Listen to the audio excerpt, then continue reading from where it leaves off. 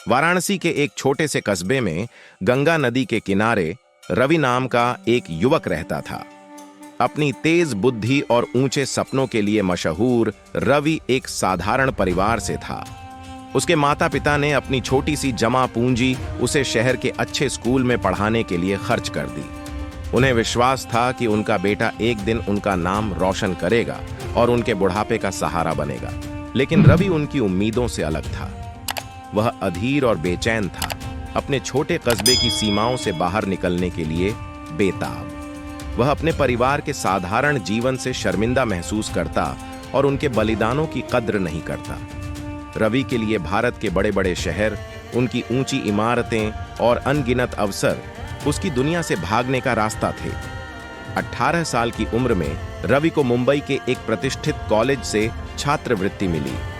उसके माता पिता खुशी से झूम उठे। भले ही बड़े शहर में उसका खर्चा उठाना उनके लिए बहुत मुश्किल था। उसकी मां ने बड़े प्यार से उसका सामान पैक किया, साथ में एक छोटी सी गणेश जी की मूर्ति भी रख दी। उसके पिता ने उसे 2000 रुपये का एक लिफाफा दिया, जो उन्होंने बड़ी मुश्किल से इकट्ठा किया था। रवि ने वह पैसे बिना उनकी ओर देखे ले लिए। उसकी निगाहें बस शहर की ओर लगी थीं। मुंबई रवि के सपनों की दुनिया थी। चमचमाती रोशनी, अनवरत शोर और अनगिनत संभावनाएं। वह पढ़ाई में अव्वल रहा और जल्द ही प्रभावशाली दोस्तों के बीच अपनी जगह बना ली। ये दोस्त अमीर परिवारों से थे, महंगी गाड़ियां चलाते और ब्रांडेड कपड़े पहनते। उनके बीच खुद को शामिल रखने के लिए रवि ने अपनी क्षमता से ज्यादा खर्च करना शुरू कर दिया। उसने अपने माता पिता के फोन कॉल्स से बचना शुरू कर दिया, उनके सरल सवालों और ग्रामीण लहजे से शर्मिंदा होकर। साल बीतते गए और रवि को एक बहुराष्ट्रीय कंपनी में ऊंची तनख्वाह वाली नौकरी मिल गई। उसके माता पिता का गर्व चरम पर था, लेकिन उनके फोन कॉल्स कम होते गए। रवि ने इसे यह सोचकर जायज ठहराया कि वह उनके भविष्य को संवारने में व्यस्त है। एक दिन रवि को वाराणसी के उसके पड़ोसी का फोन आया। उसके पिता को स्ट्रोक हो गया था। यह खबर उसके दिल को चीर गई। 3 साल बाद वह घर लौटा। छोटा सा घर वैसा ही था, लेकिन उसे अजीब सा लगा। दीवारें उपेक्षित प्यार की गूंज की तरह लग रही थीं। रवि ने अपने पिता को एक साधारण खाट पर लेटे पाया, कमजोर और बोलने में भी असमर्थ। उसकी मां की आंखें नींद की कमी से ढंसी हुई थीं। उसने रवि का स्वागत राहत और दुख के मिश्रण के साथ किया। उसने कहा, वह हर दिन तुम्हारे बारे में पूछते थे।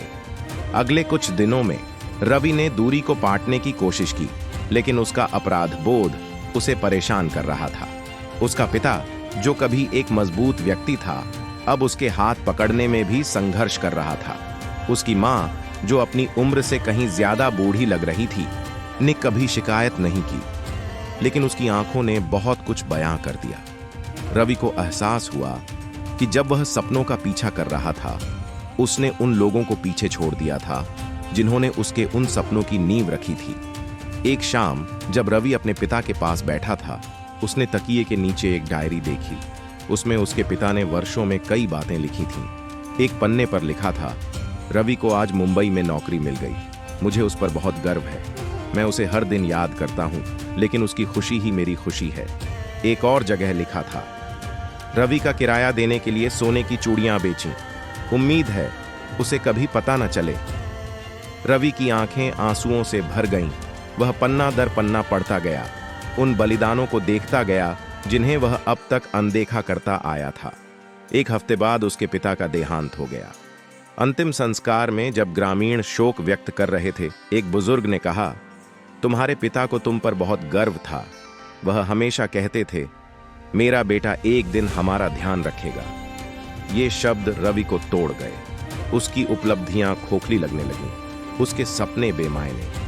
उसने वाराणसी में 1 महीना बिताया, अपनी मां के साथ समय बिताने और उनकी यादों को समेटने की कोशिश की, लेकिन पछतावे की परछाई उसका पीछा नहीं छोड़ रही थी। मुंबई लौटने के बाद रवि अपने काम पर ध्यान नहीं लगा पाया। उसने हर महीने वाराणसी जाना शुरू किया, अपनी मां के साथ समय बिताने और अपने माता पिता के समुदाय की मदद करने में लग गया। उसने स्थानीय स्कूलों को दान दिया और गरीब बच्चों को अपने सपनों को पूरा करने में मदद की। इस उम्मीद में कि वह अपने माता पिता के बलिदानों का कुछ हिस्सा चुका सके। सालों बाद जब रवि गंगा के किनारे खड़ा सूर्यास्त देख रहा था, उसने धीरे से कहा, मुझे माफ कर दो बाबा। उम्मीद है कि मैं यहीं से आपको गर्व महसूस करवा सकूं। आशा करता हूं कि आज की कहानी आप लोगों को जरूर पसंद आई होगी। इस वीडियो को अपने रिश्तेदारों में और दोस्तों में जरूर शेयर कीजिए और एक लाइक और कमेंट करना मत भूलिए।